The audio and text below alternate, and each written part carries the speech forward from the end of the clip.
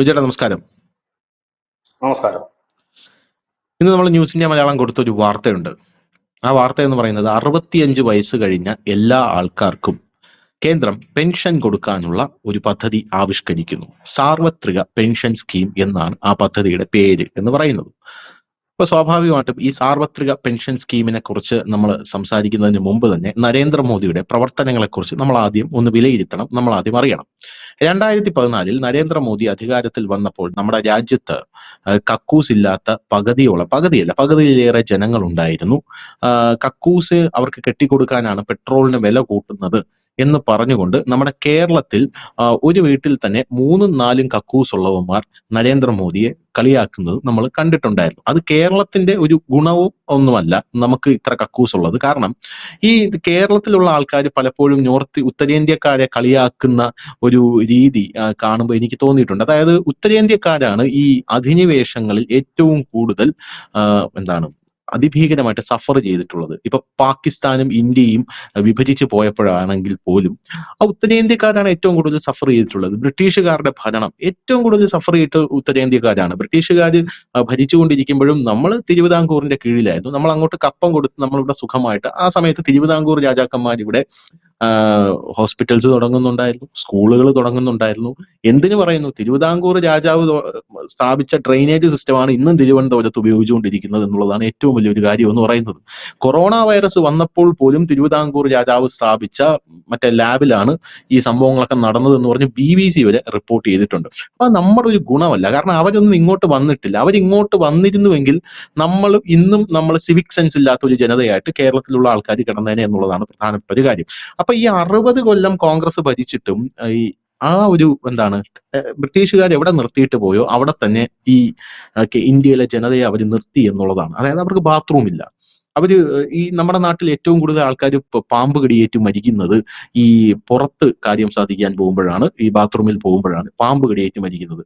സ്ത്രീകൾക്ക് ബാത്റൂമിൽ പോകണമെങ്കിൽ ഏറ്റവും കൂടുതൽ യൂറിനറി ഇൻഫെക്ഷൻ ഈ സ്ത്രീകൾക്കുള്ള ഒരു രാജ്യമായിരുന്നു നമ്മുടെ രാജ്യം. കാരണം എന്ന് പറഞ്ഞാൽ രാവിലെ ബാത്റൂം ഇല്ലാത്ത വീട്ടിലെ സ്ത്രീകൾക്ക് രാവിലെ അവർക്ക് മൂത്രമൊഴിക്കാൻ സാധിക്കില്ല. അവരത് പിടിച്ചു വെച്ചിട്ട് രാത്രിയാകുമ്പോൾ, അതായത് ഇരുട്ടാകുമ്പോഴാണ് അവര് വീടിന്റെ പുറകിലോ അല്ലെങ്കിൽ വലിയ ഓപ്പൺ പ്ലേസസിലോ ഒക്കെ പോയി മലമൂത്ര വിസർജനം നടത്തുന്നത്. അതുകൊണ്ട് അവർക്ക് യൂറിനറി ഇൻഫെക്ഷൻ വരുന്നുണ്ട്. പാഡിന്റെ കാര്യത്തിലാണെങ്കിലും ശരി തന്നെ. ഇപ്പൊ നരേന്ദ്രമോദി വന്നപ്പോ സുരേഷ് ഗോപി മോദിയായിട്ട് കണ്ടപ്പോൾ അദ്ദേഹം പറഞ്ഞ ഒരു ഐഡിയയാണ് നരേന്ദ്രമോദി സുരേഷ് ഗോപി ഏറ്റവും കൂടുതൽ അടുപ്പിച്ചതെന്ന് ഞാൻ കേട്ടിട്ടുണ്ട്. അതായത് കുഗ്രാമങ്ങളിൽ അടക്കം ഇപ്പോഴും സ്ത്രീകൾ ഉപയോഗിക്കുന്നത് തുണിയാണ് പാഡിന് പകരം. അതുകൊണ്ട് നമ്മൾ എന്ത് ചെയ്യണം? നമ്മൾ റേഷൻ കടകൾ വഴി ഈ പാഡ് അവിടെ വിതരണം ചെയ്യണം. ഓർമ്മയുണ്ടോ ബിജുചേട്ടന്? റിപ്പബ്ലിക് പരേഡിൽ 1 രൂപയുടെ പാഡ് നരേന്ദ്രമോദി കയ്യിൽ പൊക്കി പിടിച്ചുകൊണ്ട് നമ്മുടെ രാജ്യത്ത് വിപ്ലവം സൃഷ്ടിച്ചു. കേരളത്തിലെ ഒരു ഫെമിനിസ്റ്റുകളോ കമ്മികളോ അന്ന് മിണ്ടിയിട്ടില്ല. ഏറ്റവും കൂടുതൽ ആർത്തവ കവാടം പണിയുന്നതും പിണറായി വിജയൻ ഒരു ആർത്തവ കവാടത്തിലൂടെ കയറ്റി ഇറക്കാനായിട്ട് പാടുപെടുത്ത ടീമാണ് അവര്. അപ്പോഴാണ് നരേന്ദ്രമോദി റിപ്പബ്ലിക് ഡേയിൽ ലോകം കാണുകയും 1 രൂപയുടെ പാഡും കയ്യിൽ പൊക്കി പിടിച്ചോണ്ട് നീങ്ങുന്നത്. എന്നിട്ട് പോലും ഇവറ്റകൾ ഒരു അക്ഷരം മിണ്ടിയിട്ടില്ല എന്നുള്ളതാണ്. എന്നിട്ടും ആ മനുഷ്യനെ കളിയാക്കുകയാണ് ഇവിടെയുള്ള എല്ലാ ഊളകളും ചേർന്ന് നിന്നിട്ട്. ജനങ്ങൾക്ക് കക്കൂസ് കെട്ടിക്കൊടുത്തു, വൈദ്യുതി എല്ലാ വീടുകളിലും എത്തിച്ചു. വൈദ്യുതി ഇല്ലാത്തൊരു ജനതയായിരുന്നു നമ്മള്. ഇന്റർനെറ്റ് എത്തിച്ചു, അത് കഴിഞ്ഞ് ജൽ ജീവൻ മിഷൻ വഴി എത്തിച്ചു, വെള്ളം എത്തിച്ചു. ഇപ്പോഴും കേരളത്തിൽ കുടിവെള്ളം കിട്ടാത്ത ആദിവാസി മേഖലകളുണ്ടല്ലോ.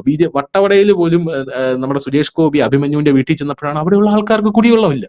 സുരേഷ് ഗോപി എന്നിട്ടാണ് അവിടെ കുടിവെള്ളം എത്തുന്നത്. പുള്ളി അവിടെ വെറുതെ വീട്ടിൽ പോയതാണ്, പുള്ളി കുടിവെള്ളം എത്തിച്ചു. ഒരു ഗ്രാമത്തിൽ സുരേഷ് ഗോപി ഒരു കോളനിയല്ല, ഒരു ഈ ആദിവാസികൾ താമസിക്കുന്ന സ്ഥലത്ത് സുരേഷ് ഗോപി പോയപ്പോൾ അവിടെ കുടിവെള്ളമില്ല. എന്തുകൊണ്ടില്ല? ഇത് മലമുകളാണ്, താഴ്ന്ന് വെള്ളം ചുമന്ന് കയറ്റണം. ശരി, ഒരു പമ്പ് വാങ്ങിച്ചു വെച്ച് തരാം ഞാനെന്ന് പറഞ്ഞാൽ ആ സമയത്ത് പുള്ളി ഒരു പമ്പ് വാങ്ങിച്ചു വെച്ച് കൊടുക്കുകയാണ്. ഒരു പമ്പിന്റെ ആവശ്യം മാത്രമേ അവിടെ ഉള്ളായിരുന്നുള്ളൂ. അപ്പൊ അങ്ങനെ എത്താത്ത സ്ഥലങ്ങളുണ്ട്. അപ്പൊ ഇതെല്ലാം പരിഹരിച്ച് വരികയാണ്. അങ്ങനെ സകല കാര്യങ്ങളും പരിഹരിച്ച് ലെവൽ 1 കംപ്ലീറ്റ് ചെയ്ത് കഴിഞ്ഞു. ലെവൽ 1 എന്ന് പറഞ്ഞാൽ നമ്മുടെ ശുചിത്വം, നമുക്ക് സിവിക് സെൻസ് ഉണ്ടാക്കുക, അങ്ങനെ പല കാര്യങ്ങളും ചെയ്ത് കഴിഞ്ഞ് ഇനി ലെവൽ 2 പോവുകയാണ്. അപ്പൊ ഈ ഒരു രാജ്യം ഇത്രയ്ക്ക് കുത്തഴിഞ്ഞ ഒരു സാഹചര്യത്തിലാണ് 2014 മോദി അധികാരത്തിൽ ഏറുന്നത്. ഇപ്പൊ ബിജുചേട്ടൻ ശ്രദ്ധിച്ചോ എന്ന് എനിക്കറിയില്ല. ആം ആദ്മി പാർട്ടി ഡൽഹിയിൽ പുറത്തിറങ്ങിയിട്ട് BJP അവിടെ കയറി ആദ്യത്തെ ദിവസം അധികാരമേറ്റ ഫസ്റ്റ് ഡേ ഞാൻ ഇവിടെ കേരളത്തിലെ ആം ആദ്മി പാർട്ടിയുടെ ഒഫീഷ്യൽ ഫേസ്ബുക്കിൽ ഞാൻ കാണുന്ന പോസ്റ്റ് എന്ന് പറയുന്നത് കുറെ സ്ത്രീകൾ കൈ ഉയർത്തി പിടിച്ചുകൊണ്ട് നിൽക്കുകയാണ്. AI ജനറേറ്റഡ് ഇമേജാ. എന്നിട്ട് ഇവർ ചോദിക്കുകയാണ്, ഡൽഹിയിലെ സ്ത്രീകൾ ചോദിക്കുന്നു BJPയോട്, എവിടെ ഞങ്ങളുടെ 2000? അതിന്റെ താഴെ ട്രോളുകളുടെ പൂരമാണ്. കേറിയിട്ട് ഒരു ദിവസമല്ലേ ആയുള്ളൂ.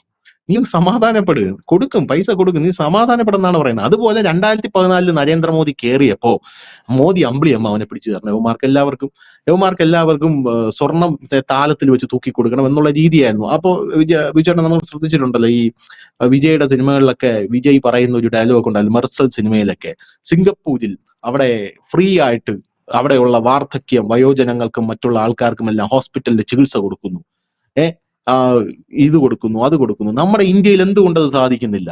ഇന്ത്യയിൽ അത് സാധിക്കുന്നുണ്ട്. ഇപ്പോ ആയുഷ്മാൻ ഭാരത് വഴി വിപ്ലവം സൃഷ്ടിച്ചു കഴിഞ്ഞു. ഇപ്പൊ ഇടത്തരക്കാരിലേക്ക് വരെ എത്തുകയാണ്. ഇപ്പോ ഞാനൊരു കാര്യം പറയട്ടെ, ഇപ്പൊ നമ്മൾ റോഡിൽ അടിപറ്റി കിടക്കുന്ന ഒരാളെ എടുത്തുകൊണ്ട് ഹോസ്പിറ്റലാക്കി കഴിഞ്ഞാൽ 25,000 രൂപ പാരിതോഷികം പ്രഖ്യാപിച്ചിരിക്കുകയാണ്. 25,000 രൂപ ഹോസ്പിറ്റലിൽ കൊണ്ടെത്തിച്ചു കഴിഞ്ഞാൽ. അപ്പൊ ഇങ്ങനെയൊക്കെ നമ്മുടെ രാജ്യം അത്ഭുതപൂർവമായിട്ട് വികസിച്ചു കൊണ്ടേയിരിക്കുകയാണ്. ഇപ്പൊ രണ്ടാമത്തെ ഒരു ഫേസിൽ നരേന്ദ്രമോദി ഈ പഴയ കാര്യങ്ങളെല്ലാം വിടുകയാണ്. എന്ന് പറഞ്ഞാൽ ഇവർ ഈ പറയുന്ന സോക്കോൾഡ് വർഗീയത എന്ന് പറയുന്ന കാര്യങ്ങളുണ്ടല്ലോ, അതെല്ലാം വിട്ടിട്ട് ഇനി കോൺഗ്രസിന് എത്തിപ്പിടിക്കാൻ വയ്യാത്ത രീതിയിൽ, അതായത് 65 വയസ്സ് കഴിഞ്ഞുള്ള ആൾക്കാർക്ക് എല്ലാവർക്കും പെൻഷൻ, നമ്മുടെ ഒരു ഹാപ്പിനെസ് ഇൻഡെക്സിന്റെ ആ ഒരു നമ്മളെ സന്തോഷിപ്പിക്കാനുള്ള കാര്യങ്ങൾ, അതായത് നമുക്ക് വേണ്ട സെക്യൂരിറ്റി, നമ്മുടെ രാജ്യം, ഇവർ പറയുന്ന പല കാര്യങ്ങളുണ്ടല്ലോ, അതാ ഫിൻലൻഡിലേക്ക് നോക്കൂ, അതാ സ്വീഡനിലേക്ക് നോക്കൂ. സ്വീഡനിലൊക്കെ ചുമ്മാ ചെന്ന് നിന്നാ മതി, അവിടെ ജോലിയൊന്നും ഇല്ലെങ്കിൽ, ഈ വേർപ്പിന്റെ അസുഖമുള്ളവന്മാരാ പറയുന്നത്, അവിടെ ജോലിയൊന്നും ഇല്ലെങ്കിൽ സർക്കാർ നിങ്ങളെ ഏറ്റെടുത്ത് നടത്തിക്കോളും. സർക്കാർ നിങ്ങൾക്ക് വീട് തരും, സ്ത്രീകളെ തരും, നിങ്ങൾ കൊച്ചുങ്ങൾ ഉണ്ടാക്കുക എന്ന് പറഞ്ഞ ജോലി മാത്രം നിങ്ങൾ അവിടെ ചെയ്താൽ മതി. പാവാടകളൊക്കെ ഇവിടെ നിന്ന് പറയുന്ന ഡയലോഗാണ്. അതുപോലെ നമ്മുടെ ഇന്ത്യയിൽ എന്തുകൊണ്ട് ചെയ്യാൻ സാധിക്കാത്തത് എന്നൊക്കെ ഇവന്മാർ ഇങ്ങനെ തള്ളുന്ന കേൾക്കാം, മനസ്സിലായില്ല? അപ്പോ ഇന്ത്യ എന്ന് പറയുന്ന രാജ്യം രണ്ടാമത്തെ ഒരു ഫേസിലേക്ക് പോവുകയാണ്. അപ്പോഴും പണിയെടുക്കാത്തവന്മാർക്ക് നിരാശ തന്നെയാണ്. പണിയെടുത്താൽ മാത്രമേ അവിടെ ജീവിക്കാൻ പറ്റുകയുള്ളൂ എന്നുള്ളതാണ് നമ്മുടെ രാജ്യത്തിന്റെ പ്രത്യേകത. എന്താണ് ഈ പെൻഷന്റെ സ്കീം എന്ന് പറയുന്നത്? മോദി വേറെ ലെവലിലോട്ട് പോകുമ്പോൾ എന്തൊക്കെയാണ് നമ്മുടെ രാജ്യത്തിന്റെ പ്രതീക്ഷകൾ? ഒരു ലെവൽ 2 എന്ന് വേണമെങ്കിൽ നമുക്ക് വിശേഷിപ്പിക്കാം. കോൺഗ്രസിന് ഈ ലെവൽ എത്തിപ്പിടിക്കാനായിട്ട് സാധിക്കുമോ? ആദ്യം തന്നെ പറയാനുള്ളത്, 2024 ലോക്സഭാ തെരഞ്ഞെടുപ്പോടുകൂടി തന്നെ നമ്മുടെ ഇന്ത്യയിലെ രാഷ്ട്രീയപരമായിട്ടുള്ള ഈ എലക്ഷൻ തെരഞ്ഞെടുപ്പിലെ രാഷ്ട്രീയ പോരാട്ടം അവസാനിക്കുകയാണ്. അതിന് മുൻപ് വരെ ആ 2024 പോരാട്ടം വരെ പരസ്പരം വർഗീയവാദി, ബി ജെ പി വർഗീയമാണ്, ഇല്ല CPM കമ്മ്യൂണിസ്റ്റ് ആണ്, ആ പറയുന്ന രാഷ്ട്രീയത്തിന് വിരാമം കുറിച്ചു. ഫാസിസ്റ്റ് പാർട്ടി, അങ്ങനെയുള്ള രാഷ്ട്രീയത്തിന് വിരാമം കുറിച്ചു കഴിഞ്ഞു. ഇനി BJP വർഗീയ പാർട്ടിയാണ് എന്ന് വെറുതെ പറയാമെന്നുള്ളതല്ലാതെ അത് ജനങ്ങളിലേക്ക് ജനങ്ങൾക്ക് കേൾക്കാൻ CPM പോലും അംഗീകരിക്കാത്ത ഒരു രീതിയിലേക്ക് അവർ മാറിക്കഴിഞ്ഞു, എല്ലാം മാറിക്കഴിഞ്ഞു. അതാണ് ഞാൻ പറഞ്ഞത്. ഇനി നമ്മുടെ രാജ്യം ചർച്ച ചെയ്യപ്പെട്ടുകൊണ്ടിരിക്കുന്ന വികസനത്തിന്റെ ചർച്ചകളാണ്. 2024 BJPക്ക് സീറ്റ് കുറഞ്ഞതിന് ശേഷം RSS കുറെ കാലമായി പഠിച്ചിരുന്ന ഒരു റിപ്പോർട്ട് BJPക്ക് സമർപ്പിക്കുകയുണ്ടായി, കേന്ദ്ര സർക്കാരിന് സമർപ്പിക്കുകയുണ്ടായി. ആ റിപ്പോർട്ടിൽ അവർ പറയുന്ന കാര്യങ്ങൾ ജനങ്ങളുടെ, ഈ റിപ്പോർട്ട് സമർപ്പിക്കുക മാത്രമല്ല, RSSന്റെ തലവൻ മോഹൻ ഭഗവത് വിവിധ റാലികളിൽ ഓപ്പണായിട്ട് പറയുകയും ചെയ്തു. നമ്മുടെ രാജ്യം ശ്രദ്ധിക്കേണ്ടത് തൊഴിലില്ലായ്മ ഒന്ന്, രണ്ടാമത്തെ കാര്യം ജനങ്ങൾക്ക് കൂടുതൽ വികസനം, അതായത് വിസിബിൾ ആയിട്ടുള്ള വികസന കാര്യങ്ങൾ അവർക്ക് ചെയ്തു കൊടുക്കണം, അതാണ് നമുക്ക് കരുത്താകുന്നതും വോട്ടാകുന്നതും എന്ന് പറഞ്ഞു കൊടുത്തു. അത് ഈ തെരഞ്ഞെടുപ്പിൽ പ്രതിഫലിക്കുകയും ചെയ്തു. അതായത് അയോധ്യ പറഞ്ഞുകൊണ്ടാണ് BJP കയറി വരുന്നതെങ്കിൽ ഇനി അയോധ്യയോ ഇല്ലെങ്കിൽ കടുത്ത ഹിന്ദുത്വ മുദ്രാവാക്യങ്ങളോ BJPക്ക് വോട്ടായി മാറില്ല. അത് BJP നേരത്തെ തന്നെ തിരിച്ചറിഞ്ഞു. 2014 അധികാരത്തിൽ ഏറിയപ്പോൾ തന്നെ BJP അത് തിരിച്ചറിഞ്ഞത് കൊണ്ടാണ് ധനുഷ് നേരത്തെ സൂചിപ്പിച്ച ഒരു പിടി പദ്ധതികൾ പൂർണ്ണ വിജയത്തിലെത്തിക്കാൻ അവർക്ക് കഴിഞ്ഞത്. അതായത് വെറുതെ ഇനി രാഷ്ട്രീയം പറഞ്ഞത് കൊണ്ട് CPMന്റെ ലെനിനിസ്റ്റുകളാണ്, ഇല്ലെങ്കിൽ അവരങ്ങനെയാണ് എന്നുള്ള ആ പൊളിറ്റിക്സ് വിട പറഞ്ഞു കഴിഞ്ഞിരിക്കുന്നു നമ്മുടെ രാജ്യത്ത് നിന്ന്. അതായത് ഇനി എന്താണ് നമ്മുടെ രാജ്യത്തിന് വേണ്ടത് എന്നാണ്. BJP വീണ്ടും അധികാരത്തിൽ വരാനുണ്ടായ പ്രധാന കാരണം ആ BJP ഈ നാട്ടിൽ ചെയ്തിട്ടുള്ള ഡെവലപ്മെന്റ്സ് ആണ്. അവര് റോഡ്, ധനുഷ് ഒരു പിടി കാര്യങ്ങൾ പറഞ്ഞു, ഞാൻ അതിലേക്ക് പോകുന്നില്ല, നമ്മുടെ സമയം പോകും. അപ്പോ നമ്മുടെ രാജ്യത്തിന്റെ ഒരു മുമ്പ്, അതായത് നരേന്ദ്രമോദി കയറുന്നതിന് മുമ്പ് ആരും നമ്മുടെ രാജ്യവും അമേരിക്കയുമായി താരതമ്യം ചെയ്തിരുന്നില്ല, നമ്മുടെ രാജ്യവും ബ്രിട്ടനുമായി താരതമ്യം ചെയ്തിരുന്നില്ല. നമ്മളുടെ രാജ്യം നമ്മൾ നേപ്പാളുമായിട്ടും പാകിസ്ഥാനുമായിട്ടും ബംഗ്ലാദേശുമായിട്ടും മാത്രമായിരുന്നു നമ്മൾ താരതമ്യം ചെയ്തതെങ്കിൽ ഇന്ന് ആ നമ്മുടെ അയൽപക്കത്ത് കിടക്കുന്ന ഒരു രാജ്യം, ഈവൻ ചൈനയെ പോലും നമ്മളുമായി താരതമ്യം ചെയ്യുന്നില്ല. നമ്മളുടെ ജനം ഇപ്പോൾ താരതമ്യം നമ്മളെ ചെയ്യുന്നത് USA പോലെയാണ്, അമേരിക്കയെ പോലെയാണ് നമ്മൾ താരതമ്യം ചെയ്യുന്നത്. അമേരിക്ക, കാരണം ഇന്ന് അമേരിക്കയിൽ ഇറങ്ങുന്ന ഒരു വാഹനം ഇവിടെ മേടിക്കാൻ കപ്പാസിറ്റി ഉള്ള ഇന്ത്യക്കാരൻ എത്തിക്കഴിഞ്ഞിരിക്കുന്നു. അവിടെ ഇന്നൊരു കാർ ഇറങ്ങിയാൽ നാളെ ഇവിടെ ഇറങ്ങുന്നത്, ആ കാർ ഇവിടെ ഇരിക്കുന്ന കാറുകൾ BMW ഒക്കെ ഇപ്പൊ കൊച്ചു പിള്ളേരൊക്കെയാണ് മേടിക്കുന്നത്. ചുമ്മാ കൊച്ചു പിള്ളേർക്ക് BMW, മറ്റേ ഇതുണ്ടല്ലോ ട്രയംഫിന്റെ ബൈക്ക്, ഇത് 10 ലക്ഷം 15 ലക്ഷത്തിന്റെ ഒക്കെയാണ് കയ്യിലെടുത്ത് വെച്ച് ഓടിക്കൊണ്ടിരിക്കുന്നത്. അപ്പൊ ഇങ്ങനെയാണ് ഇന്ത്യ വളരെയധികം മാറിക്കഴിഞ്ഞു. പിന്നെ അത് ഇപ്പം ആ ഒരു മാറ്റം കണ്ടുകൊണ്ട് തന്നെയാണ് ഈ അമേരിക്ക കണക്കുള്ള രാജ്യങ്ങളൊക്കെ ഇന്ത്യയോട് കൂടുതൽ അടുത്ത് നിൽക്കുന്നത്. അല്ലാതെ ഇപ്പൊ ട്രംപിന്റെ വലിപ്പം കണ്ട് എന്താ മോദിയുടെ മുട്ടിടിച്ചു എന്ന് പറഞ്ഞ ചിലരൊക്കെ വാർത്ത പറയുന്നുണ്ട്. അതിലൊന്നുമല്ല കഥ. അപ്പൊ ഇന്ത്യയുടെ ഒരു കരുത്താണ് എന്താ ഇന്ത്യ ക്രിസ്തുരാജ്യമായിക്കൊണ്ടിരിക്കുകയാണെന്നൊക്കെ പറഞ്ഞു. അപ്പം ഇത് അതല്ല. ഇപ്പൊ ഇവിടെ ഇനി വരാൻ പോകുന്നത് വികസനത്തിന്റെ രാഷ്ട്രീയം. അതുകൊണ്ട് തന്നെ BJP ഇനി ഒരു 25 വർഷത്തേക്ക് ഒന്ന് ഡിഫെൻഡ് ചെയ്യാൻ പോയിട്ട് ഒന്ന് ഞരങ്ങാൻ പോലും ഈ രാജ്യത്തെ പ്രതിപക്ഷത്തിന് കഴിയില്ല. കാരണം BJP എതിർക്കാനായിട്ട് കഴിയാത്ത വിധത്തിലേക്ക് അവർ വളർന്നു കഴിഞ്ഞിരിക്കുന്നു. രാഷ്ട്രീയപരമായിട്ട് മാത്രമല്ല, അവരുടെ ഈ വികസന പ്രവർത്തനങ്ങൾ അത് കണ്ണടച്ചിരുട്ടാകാൻ കഴിയില്ല. ഇപ്പൊ കേരളത്തിൽ NH വരുന്നുണ്ട്. നമ്മുടെ മന്ത്രിമാരും ഒക്കെ പറയുന്നത് ഞങ്ങളാണിത് കൊണ്ടുവന്ന് പറഞ്ഞാൽ പോലും ജനത്തിന് മനസ്സിലാകും ആരാണ്. കഴിഞ്ഞ ദിവസം ആശാ വർക്കർമാർ സമരം ചെയ്തപ്പോഴാണ് ജനത്തിന് മനസ്സിലായത് കേന്ദ്ര സർക്കാരിന്റെ ഫണ്ടാണ് എടുത്ത് കൊടുത്തിരുന്നത്. കേന്ദ്ര സർക്കാർ ഇനി പെൻഡിങ് ഒന്നുമില്ല കൊടുക്കാൻ. ഈ കണക്ക് പിന്നെ ഒരു 100 സംതിങ് കോടി രൂപയാണ് ഇനി കൊടുക്കാനുള്ളത്. ബാക്കി 900 സംതിങ് കോടി രൂപയിൽ 800 സംതിങ് കൊടുത്തു കഴിഞ്ഞിരിക്കുന്നു. അത് കണക്ക് എത്തിക്കാത്തതുകൊണ്ടാണ് കൊടുക്കാതിരുന്നത്. അപ്പോഴാണ് ജനത്തിന് മനസ്സിലായി ഈ ആശാ വർക്കർക്ക് കൊടുക്കുന്ന പൈസയും ഇവരുടെ ക്രെഡിറ്റിലായിരുന്നു എഴുതി വെച്ചോണ്ടിരുന്നത്. അതല്ല എന്നുള്ള കാര്യം അതായാലും ഇപ്പൊ ജനത്തിന് മനസ്സിലായി. അപ്പൊ ജനത്തിന് ഇതെല്ലാം അറിയാം. റേഷൻ കടയിലെ സൗജന്യ ധാന്യം ആരാണ് നൽകുന്നത് ഇപ്പൊ ജനത്തിനെല്ലാം അറിയാവുന്ന ഒരു സാഹചര്യത്തിലേക്ക് മാറി. അപ്പൊ അതാണ് ജനം ചർച്ച ചെയ്യുന്നത്. അവിടെ നമ്മുടെ രാജ്യത്തിന് വേണ്ട ഒരു പ്രധാനപ്പെട്ട കാര്യം, ഒരു വികസിത രാജ്യത്തിന് വേണ്ട പ്രധാനപ്പെട്ട കാര്യം എന്താന്ന് ചോദിച്ചാൽ അവിടുത്തെ ജനങ്ങളുടെ അടിസ്ഥാനപരമായ, അതായത് ദാരിദ്ര്യത്തിൽ നിന്ന് നമ്മൾ വികസ്വര രാജ്യമായി ഡെവലപ്പ് ചെയ്ത് അതിന്റെ ടോപ്പ് ലെവലിൽ എത്തുമ്പോൾ നമ്മുടെ രാജ്യം പര്യാപ്തമാകേണ്ട 4 കാര്യങ്ങളുണ്ട്. അത് നമ്മൾ പര്യാപ്തമായി കഴിഞ്ഞിരിക്കുന്നു. ഒന്ന്, ദാരിദ്ര്യം നമ്മൾ തുടച്ചു നീക്കി കഴിഞ്ഞിരിക്കുന്നു. പാർപ്പിടം നമ്മൾ പൂർത്തിയാക്കി കഴിഞ്ഞിരിക്കുന്നു. മെച്ചപ്പെട്ട റോഡ് നമ്മൾ പൂർണ്ണമായി കഴിഞ്ഞിരിക്കുന്നു. 4, അവന് വേണ്ട സുരക്ഷ പൂർണ്ണമായി കഴിഞ്ഞിരിക്കുന്നു. ഇത് 4 നമ്മൾ പൂർത്തിയായി കഴിഞ്ഞിരിക്കുന്നു നരേന്ദ്രമോദിയുടെ 2014 to 24 ഘട്ടത്തിൽ. ഇനി 19 ഘട്ടത്തിൽ തൊട്ട് തുടങ്ങുമ്പോൾ അവിടെ അടുത്ത സെക്ഷൻ എന്ന് പറഞ്ഞാൽ ഒരു രാജ്യം വികസനത്തിന്റെ പാതയിലേക്ക് പോകുമ്പോഴാണ് അടുത്ത സെക്ഷൻ ആരംഭിക്കുന്നത്. ആ വികസനത്തിന്റെ പാതയിലേക്ക് പോകുമ്പോൾ മെയിൻ ആയിട്ട് ജനങ്ങൾക്ക് വേണ്ട കാര്യങ്ങൾ: 1, അവന്റെ ആരോഗ്യം. 2, അവന്റെ ഒരു ലോകത്തെ ജനതയുടെ വലിയ പ്രശ്നം എന്ന് പറഞ്ഞാൽ വാർദ്ധക്യത്തിൽ അവന് കിട്ടേണ്ട കെയറിംഗ് ആണ്. നമ്മൾ പലപ്പോഴും വാർത്തകൾ കാണാറുണ്ട്, വൃദ്ധരായ മാതാപിതാക്കളെ വഴിയിൽ തള്ളി, വൃദ്ധരായ മാതാപിതാക്കളെ വൃദ്ധസദനത്തിൽ തള്ളി എന്നൊക്കെ ഉള്ളത്. അത് പക്ഷെ വികസിത രാജ്യങ്ങളിൽ ഇങ്ങനത്തെ വാർത്തകൾ നമ്മൾ കേൾക്കാറില്ല. ഇപ്പൊ ഇസ്രയേലിലേക്കൊക്കെ നമ്മുടെ ഒരുപാട് പേരും കേരളത്തിൽ നിന്ന് കയറിപ്പോകുന്നുണ്ട്. എന്തിനാണ് അവർ കയറിപ്പോകുന്നതെന്ന് വെച്ചാൽ ഈ ഇസ്രയേലിലൊക്കെ ഉള്ള വൃദ്ധരായ മാതാപിതാക്കളെ ആ മക്കൾ അവരുടെ കയ്യിലെ പൈസ കൊടുത്ത് വേറൊരു വീട്ടിൽ താമസിപ്പിച്ച് അവരെ പരിചരിക്കുന്നതിന് വേണ്ടിയിട്ടാണ് കേരളത്തിൽ നിന്ന് കൂടുതൽ ആയിട്ട് നഴ്സുമാരും മറ്റും കയറിപ്പോകുന്നത്. അതിനൊരു ഫണ്ട് ഈ മക്കൾ തന്നെ അവർക്ക് കൊടുക്കുകയും വേണം. ഇതിനാണ് പോകുന്നത്. അപ്പൊ വികസിത രാജ്യങ്ങളിലൊക്കെ എത്തിയിട്ടുണ്ട്. ഇസ്രായേൽ വികസിത രാജ്യമാണെന്നല്ല പറയുന്നത്, വികസിത രാജ്യങ്ങളിലേക്ക് എത്തിയിട്ടുണ്ട്. ആ സ്റ്റെപ്പിലേക്കാണ് ഇപ്പൊ നമ്മുടെ രാജ്യം കടന്നു പോയിക്കൊണ്ടിരിക്കുന്നത്. അതിന്റെ ഭാഗമായിട്ടായിരുന്നു രാജ്യത്ത് ഈ ആയുഷ്മാൻ ഭാരത് പദ്ധതി ആരംഭിക്കുന്നത്. 5 ലക്ഷം രൂപ വരെ ഇൻഷുറൻസ്, മെഡിക്കൽ ചികിത്സാ സഹായം. അത് വലിയ രീതിയിൽ നമ്മുടെ കേരളത്തിൽ പോലും ലക്ഷക്കണക്കിന് പേര് അത് ഉപയോഗപ്പെടുത്തുകയുണ്ടായി. ഇതിന്റെ അടുത്ത സ്കീം വരികയാണ് ആയുഷ്മാൻ ഭാരതിന്റെ. അതായത് മിഡിൽ ക്ലാസ് പീപ്പിൾ, സർക്കാർ ജീവനക്കാർ അടക്കമുള്ള മിഡിൽ ക്ലാസ്, പ്രൈവറ്റ് സെക്ടറിലും അല്ലാതെയുമൊക്കെ, അതായത് ഈ ദാരിദ്ര്യ രേഖയ്ക്ക് മുകളിലുള്ളവർ, അവര് 2500 രൂപ തൊട്ട് 3500 രൂപ വരെ അടച്ചു കഴിഞ്ഞാൽ അവർക്ക് ആയുഷ്മാൻ ഭാരതിന്റെ സ്കീമിൽ അംഗമാകാം. അത് പക്ഷെ 5 ലക്ഷമല്ല 10 ലക്ഷം രൂപ ഇൻഷുറൻസ് കിട്ടും. അതും ഉടൻ പ്രഖ്യാപിക്കും. അപ്പോഴേക്കും ആരോഗ്യ മേഖലയിൽ സാർവത്രികമായ എല്ലാ ജനത്തിനും, അതായത് പാവപ്പെട്ടവനും പണക്കാരനും ഇടത്തരക്കാരനും എല്ലാം ആരോഗ്യ മേഖലയിൽ ഇന്ന് നമ്മുടെ രാജ്യത്ത് ദാരിദ്ര്യമില്ല. എന്തുകൊണ്ടെന്ന് വെച്ചാൽ ഏറ്റവും ദരിദ്രത്തിൽ കിടക്കുന്നവർക്ക് പോലും റേഷൻ കാർഡിന്റെ സൗജന്യ ധാന്യം കിട്ടുന്ന നിലയിലേക്ക് മാറി. അപ്പോൾ അത് നമ്മുടെ വികസിത രാജ്യങ്ങളിലേക്ക് പോകുമ്പോൾ ആദ്യം വേണ്ടത് നമ്മുടെ ആരോഗ്യരംഗത്തെ എല്ലാവർക്കും ചികിത്സാ സൗകര്യം, മെച്ചപ്പെട്ട ചികിത്സാ സൗകര്യമാണ്. ആ ചികിത്സാ സൗകര്യത്തിലേക്ക് എത്തിക്കഴിഞ്ഞിരിക്കുന്നു നമ്മള്. ഇനി മറ്റൊന്ന് വേണ്ടത് ഈ വാർദ്ധക്യത്തിൽ അവർക്ക് വേണ്ട ഒരു പണമാണ്. കാരണം വാർദ്ധക്യത്തിലാണ് എല്ലാ മനുഷ്യരും ഒറ്റപ്പെട്ടു പോകുന്നത്.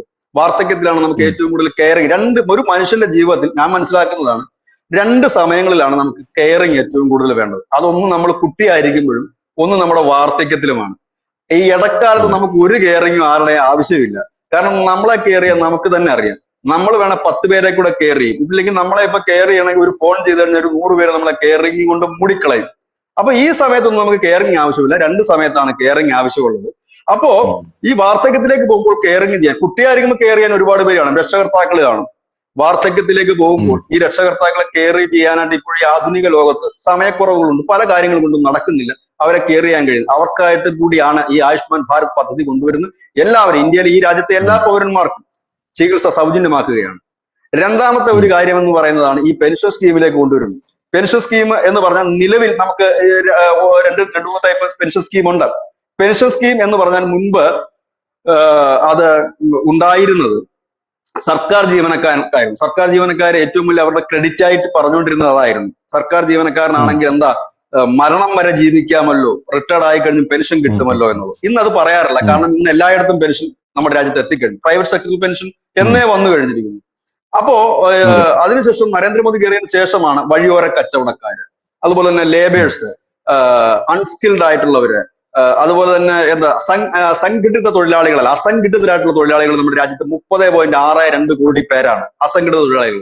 നമ്മുടെ ഈ നമ്മുടെ കേരളത്തിലേക്ക് വരുന്ന ബീഹാറികൾ, യുപിക്കാര്, അതൊക്കെ അസംഘടിത തൊഴിലാളികൾ വരും. നമ്മുടെ നാട്ടിൻ പുറത്ത് തന്നെ കൂലിപ്പണിക്ക് പോകുന്നവര്, വീട്ടു ജോലിക്ക് പോകുന്നവര്, അതുപോലെ തന്നെ വണ്ടി തള്ളാൻ പോകുന്നവര്, ചിലപ്പോൾ ഒരു കടയിൽ എടുത്തു കൊടുക്കാൻ നിൽക്കുന്നവര്, അങ്ങനെയുള്ള വഴി ചിലപ്പോൾ 10 പേരൊക്കെ വെച്ച് നിൽക്കുന്ന വഴിയോര കച്ചവടക്കാർ, ഇതെല്ലാം അസംഘടിത മേഖലയുള്ള. അവർക്ക് നിലവിൽ പ്രധാനമന്ത്രിയുടെ, അതായത് അടൽ പെൻഷൻ യോജന എന്ന് പറയുന്ന പദ്ധതി പ്രകാരം നിലവിൽ 1500 രൂപ കിട്ടുന്നുണ്ട് എല്ലാ മാസവും. അതുപോലെ തന്നെ കർഷകർക്ക് 60 വയസ്സ് കഴിഞ്ഞ കർഷകർക്കെല്ലാം 3000 രൂപ നിലവിൽ കിട്ടുന്നുണ്ട്. ആ പദ്ധതിയുടെ പേര് കിസാൻ മാൻധർ യോജന എന്നാണ്. ഇങ്ങനെ അനവധി പദ്ധതികൾ നിലവിലുണ്ട് നമുക്ക് പെൻഷൻ കിട്ടുന്നു. ഇപ്പം നമ്മുടെ കേന്ദ്ര സർക്കാർ ആലോചിക്കുന്നത് വികസിത രാജ്യങ്ങളിലെ പോലെ തന്നെ എല്ലാവർക്കും പെൻഷൻ എന്ന് പറയുമ്പോൾ നിലവിൽ സർക്കാർ ഉദ്യോഗസ്ഥർക്ക് പെൻഷൻ ഉണ്ട്, പ്രൈവറ്റ് സെക്ടറിലുള്ളവർക്ക് പെൻഷൻ ഉണ്ട്. ഇതെല്ലാം അവർ കൂടി പേ ചെയ്യുന്ന രീതിയിലേക്കാണ് മാറ്റിയിരിക്കുന്നത്. അപ്പോ പേ ചെയ്യുമ്പോൾ സർക്കാർ കുറച്ചുകൂടി ഇട്ടിട്ടാണ് പെൻഷൻ. അസംഘടിത മേഖലയിലേക്കും അത് എത്തിച്ചു കഴിഞ്ഞിരിക്കുന്നു. അതിപ്പോ എല്ലായിടത്തേക്ക് എത്തുമ്പോൾ ഈ 30.62 കോടി രൂപ എടുത്ത് പിന്നെ ഉള്ള ഒരു വിഭാഗമുണ്ട്. അതായത് ഇത് ഫ്രീ ആയിട്ട് കൊടുക്കുന്നതല്ല, പകരം ഈ ജനം ഒരു നിശ്ചിത തുക അടച്ചിട്ടാണ് ഈ പെൻഷൻ പദ്ധതിയിൽ ചേരേണ്ടത്. അപ്പോൾ ഒരു ചോദ്യം പ്രധാനമായിട്ട് ഉയർന്നു വരും, ഇത് അടയ്ക്കാൻ നിവൃത്തിയില്ലാത്തവർ എന്ത് ചെയ്യും എന്നുള്ളത്. അതായത് ജനിച്ചിട്ട് 60 വയസ്സിൽ വരെ ഒരു പണിക്കും പോകാത്തവർക്ക് മാത്രമാണ് അത് അടയ്ക്കാൻ കഴിയാതെ വരുന്ന ഒരു വിഭാഗം. അത് പല കാരണങ്ങൾ കൊണ്ട് വരാം. ചിലപ്പോൾ അവരുടെ അനാരോഗ്യം ഒരു പ്രശ്നമാകാം. ജനിച്ചു കഴിഞ്ഞിട്ട് ഈ ജോലിക്ക് പോകാൻ പറ്റാത്ത അനാരോഗ്യമുള്ളവരുണ്ടാകാം, ഇല്ലെങ്കിൽ മറ്റെന്തെങ്കിലും ബുദ്ധിമുട്ടുള്ളവരുണ്ടാകാം. അപ്പൊ അതെന്ന് പറഞ്ഞാൽ നമ്മുടെ രാജ്യത്ത് വളരെ കുറച്ച് പേരെ കാണും. ഈ 140 കോടി ജനത്തില് 50% ഒരു പണിക്കും പോകാത്തവരല്ല, എല്ലാവരും പണിക്ക് പോകുന്നവർ തന്നെയാണ്. അതിൽ ഒരു വിഭാഗം പണിക്ക് പോകാത്തുണ്ട്. ആ പണിക്ക് പോകാത്തിന് ഒരു റീസൺ ഉണ്ടാകണം. അങ്ങനെയുള്ളവർക്ക് പണം അടയ്ക്കാൻ കഴിയില്ല. അതുപോലെ തന്നെ വളരെ തുച്ഛമായ വരുമാനം ഉള്ള തൊഴിലാളികളുണ്ട്. ഇവർ ചിലപ്പോൾ ഒരു മാസം 6000, നമ്മുടെ കേരളത്തിൽ ഇപ്പോൾ ഒരു 6000 രൂപ മാസം കിട്ടുന്ന എത്രയോ തൊഴിലാളികളെ നമ്മൾ ഈ കൊച്ചിയിൽ തന്നെ കാണാൻ കഴിയും. അവരൊന്നും വിദ്യാഭ്യാസം ഉള്ളവർ തന്നെ അവർ കാണാൻ കഴിയും. അങ്ങനെ മേടിക്കുന്ന തൊഴിലാളികൾ, അവർക്കും ഈ സ്കീമിൽ ചേരാൻ കഴിയില്ല. ഇപ്പൊ നമ്മുടെ ഈ സ്കീം വരുമ്പോൾ, അതായത് സാർവത്രിക പെൻഷൻ സ്കീം വരുമ്പോൾ എല്ലാവർക്കും ഈ പെൻഷൻ കിട്ടും. ഈ പൈസ അടയ്ക്കാത്തവനും പെൻഷൻ കിട്ടും, ഈ സ്കീമിൽ ഇല്ലാത്തവർ കിട്ടും. ഇത് എങ്ങനെയാണ് വരുന്നത് എന്നൊരു ചോദ്യം വരും. ഇതെങ്ങനെ കൊടുക്കാൻ കഴിയും? ആ കൊടുക്കാൻ കഴിയുന്നത് എങ്ങനെ എന്ന് ചോദിച്ചാൽ, വികസിത രാജ്യങ്ങളിൽ ഒരു നിയമമുണ്ട്. ഇപ്പൊ നമ്മൾ ചോദിക്കുന്നില്ലേ, അവിടെ അമേരിക്കയിലും UK ഒക്കെ ആണെന്നുണ്ടെങ്കിൽ പ്രായമുള്ളവരൊന്നും ഇല്ല, എല്ലാവർക്കും ഫ്രീ ചികിത്സ സർക്കാർ നോക്കും, ഫ്രീ പൈസ സർക്കാർ കൊടുക്കും. എന്താണ് അതിന്റെ കാരണമെന്ന് ഇവരാരെങ്കിലും പറഞ്ഞ് നമ്മൾ കേട്ടിട്ടുണ്ടോ? ഇല്ല. എന്നാ ആ കാരണം കൂടെ ഞാൻ പറഞ്ഞുതരാം.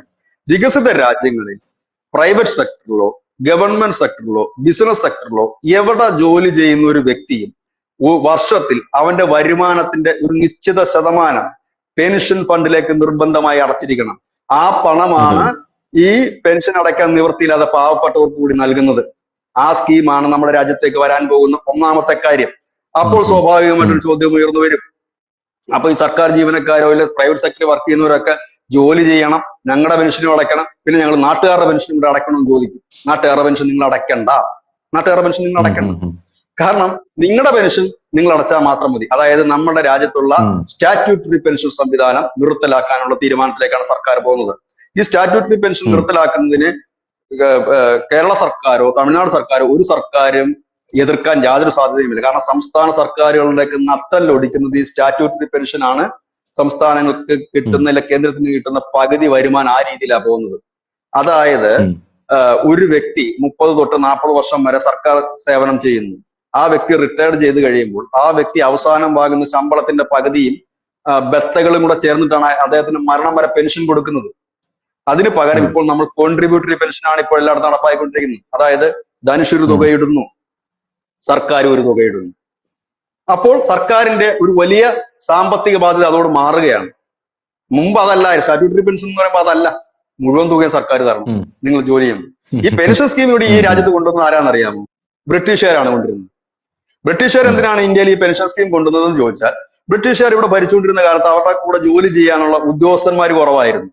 അപ്പൊ ആ ഉദ്യോഗസ്ഥന്മാരെ എടുക്കണം അന്ന്. അപ്പൊ വേറൊരു കാര്യം കൂടെ ഉണ്ട്. നമ്മൾ ഒരാളെ ജോലിക്ക് എടുക്കുമ്പോൾ നമ്മൾ ഈ പെൻഷൻ പ്രായം എങ്ങനെയാണ് നിജപ്പെടുത്തുന്നത് അറിയാവോ? നമ്മുടെ പെൻഷൻ പ്രായം നമ്മൾ നിജപ്പെടുത്തുന്നത് എങ്ങനെയെന്ന് ചോദിച്ചാൽ, ഒരു മനുഷ്യന്റെ ആയുസ് കണക്കാക്കിയിട്ടാണ് നമ്മൾ ആയുർദൈർഘ്യം ഉണ്ടാകുന്നത്. ആയുർദൈർഘ്യം കണക്കാക്കിയിട്ടാണ് പെൻഷൻ പ്രായം നമ്മൾ കണക്ക് കൂട്ടി വെച്ചിരിക്കുന്നത്. ബ്രിട്ടീഷുകാർ ഇന്ത്യ ഉം. ഭരിക്കുമ്പോൾ ആയുർദൈർഘ്യം എത്രയാണെന്നറിയാമോ? 32 വയസ്സായിരുന്നു. 32 വയസ്സായിരുന്നു. ഇന്ന് നമ്മുടെ രാജ്യത്തെ ഉം. ഉം. ഉം. ആയുസിന്റെ ആ ഒരു ദൈർഘ്യം എന്ന് പറയുന്നത് 73 വയസ്സാണ്. അപ്പോ ഈ ഉം. ഉം. ബ്രിട്ടീഷുകാർ അത് ചെയ്തതെന്ന് വെച്ചാൽ, വളരെ കുറച്ച് പേരെ വരുന്നുള്ളൂ, അവർക്ക് തുച്ഛമായ ശമ്പളമേ ഉള്ളൂ, കഠിനമായ ജോലികളാണ്. ഈ ഉം. അവരവിടെ അതിൽ നിന്ന് പോയി കഴിഞ്ഞാൽ 5-6 വർഷം പണിയെടുക്കാൻ പറ്റും. അതിൽ നിന്ന് പോയി കഴിഞ്ഞാൽ അവർക്ക് വേറെ ജോലിയൊന്നും ചെയ്യാൻ കഴിയില്ല. കാരണം അധികം വൈകാതെ ഉം. 8-10 വർഷം കഴിയുമ്പോൾ ഇവർ മരിച്ചു പോവുകയും ചെയ്യും. അപ്പൊ അതുകൊണ്ട് അവർക്കൊരു ചെറിയ തുക ഇരിക്കട്ടെ എന്ന് പറഞ്ഞിട്ടാണ് ബ്രിട്ടീഷുകാർ അന്ന് ഈ സ്കീം ഉം. കൊണ്ടുവന്നതും നടപ്പാക്കിയതും. ഇന്ന് നമ്മുടെ ഉം. രാജ്യത്തിന്റെ സ്ഥിതി അതല്ല. ജനങ്ങളുടെ ആയുർദൈർഘ്യം കൂടി, ഇഷ്ടംപോലെ പേര് ജോലിക്ക് വരാനുണ്ട്. സർക്കാർ ഉം. അപ്പൊ ഈ വലിയ വിട്ടുവീഴ്ച ചെയ്യേണ്ട ഒരു കാര്യവുമില്ല, ഇവർക്ക് അങ്ങോട്ട് കൊടുക്കേണ്ട യാതൊരു കാര്യവുമില്ല. സ്വാഭാവികമായി എല്ലാവരും ടെസ്റ്റ് എഴുതിയിട്ടാണ് വരുന്നതെങ്കിൽ ടെസ്റ്റ് എഴുതാൻ കോടിക്കണക്കിന് പേരുണ്ട്. അല്ലാതെ ഈ വളരെ അതെ. കുറച്ചു പേർ മാത്രമല്ല ഇത് കയറുന്നത്, ഭാഗ്യം കൂടെ കൊണ്ടാണ്. അപ്പൊ 100 പേരുടെ ഒരു ഉം. തസ്തികയിൽ ടെസ്റ്റ് എഴുതാൻ വരുന്നത് 1 കോടി പേരാണെന്നും കൂടി നമ്മൾ അറിയണം. ആ 1 കോടി പേരിൽ വളരെ മിടുക്കന്മാരും ഭാഗ്യമുള്ളവരുമാണ് വെറും 100 പേർ. ആ ബാക്കിയുള്ളവരും പരാജയപ്പെട്ടവരല്ല. അവരൊക്കെ ചിലപ്പോൾ ഉം. പല കാരണങ്ങളാൽ ഒരു അര പോയിന്റിലോ മറ്റോ പിന്തള്ളിപ്പോയവരാകാം, ഇല്ലെങ്കിൽ മറ്റു ഉം. കാരണങ്ങളാൽ പിന്തള്ളിപ്പോയവരാകാം, സംവരണത്തിന്റെ കാര്യത്തിൽ പിന്തള്ളിപ്പോയവരാകാം. അപ്പൊ അതുകൊണ്ട് ഈ കോൺട്രിബ്യൂഷൻ പെൻഷനാണ് ഇപ്പൊ വരുന്നത്. ഇപ്പൊ എല്ലാ മേഖലയിലും പെൻഷൻ ആയി കഴിഞ്ഞിരിക്കും. അപ്പം ഉം. ഈ പെൻഷൻ ഇനി സ്വാഭാവികമായി അപ്പൊ അടുത്ത ചോദ്യം വരുമല്ലോ, ഈ ഈ സർക്കാർ ജീവനക്കാരും അതുപോലെ തന്നെ ഈ പ്രൈവറ്റ് സെക്ടറിൽ ഉള്ളവരുമൊക്കെ ഒരു തുക പെൻഷൻ ഫണ്ടിലേക്ക് കൊടുക്കണോ മറ്റുള്ളവർക്ക് വേണ്ടി എന്നൊരു ചോദ്യം വരും. നിങ്ങൾ കൊടുക്കണ്ട, അതെ. പകരം ആ പണം എവിടെ നിന്ന് വരുമെന്നൊരു ചോദ്യമില്ലേ? ആ പണം വരുന്നതിന് വേണ്ടിയിട്ടാണ് നിർമ്മലാ സീതാരാമൻ ഈ ബഡ്ജറ്റില് 12 ലക്ഷം രൂപ വരെ വരുമാനമുള്ളവർക്ക് നികുതി നിങ്ങൾ കൊടുക്കണ്ട എന്ന് പറഞ്ഞത്. 12 ലക്ഷം രൂപ നികുതി കൊടുക്കണ്ട എന്ന് പറയുമ്പോൾ ശരാശരി നികുതി അടച്ചുകൊണ്ടിരിക്കുന്ന ഒരു നികുതി ദാതാവിന് 60,000 രൂപ തൊട്ട് 80,000 രൂപ വരെ ഒരു വർഷം ലാഭം കിട്ടുന്നുണ്ട്, അല്ലെ? ഉം. ഉം. അതിൽ ഉം. നിന്നൊരു 5,000 രൂപ പെൻഷൻ ഫണ്ടിലേക്ക് കൊടുക്കാൻ എന്തെങ്കിലും ബുദ്ധിമുട്ടുണ്ടാകുമോ? ഇല്ല. ഇത്രയും കാലം ഈ 80,000 രൂപ എല്ലാ വർഷവും ടാക്സ് അടച്ചുകൊണ്ടിരുന്നതല്ലേ? ആ ടാക്സ് വേണ്ട, നിങ്ങൾ അടയ്ക്കണം. പകരം പെൻഷൻ ഫണ്ടിലേക്ക് നിർബന്ധപൂർവ്വം നിങ്ങൾ ഫയൽ ചെയ്യണം. പെൻഷൻ നമ്മൾ ടാക്സ് കൊടുക്കണ്ടെങ്കിൽ പോലും നമ്മൾ റിട്ടേൺ ഫയൽ ചെയ്യണമല്ലോ. റിട്ടേൺ ഉം. ഫയൽ ചെയ്യുമ്പോൾ നിങ്ങൾ ഒരു 5,000 രൂപ അടച്ചേക്കും പെൻഷൻ ഫണ്ടിലേക്ക്. ഉം. അത് ഭാവിയിൽ നിങ്ങൾക്കും പ്രയോജനം ചെയ്യും, നിങ്ങൾക്കും പെൻഷൻ കിട്ടും, ഉം. പാവപ്പെട്ടവർക്കും കൂടെ അത് വരും. അങ്ങനെ വരുമ്പോൾ ഉപകാരപ്പെടും. എത്ര ലക്ഷം കോടി രൂപ വരും? ഇനി നമ്മുടെ പെൻഷൻ ഫണ്ടിൽ പണ്ട് തൊട്ടേ അടച്ചിട്ടുള്ള പെൻഷൻ ഫണ്ടിൽ ഉം. ലക്ഷക്കണക്കിന് കോടി രൂപയുണ്ട്.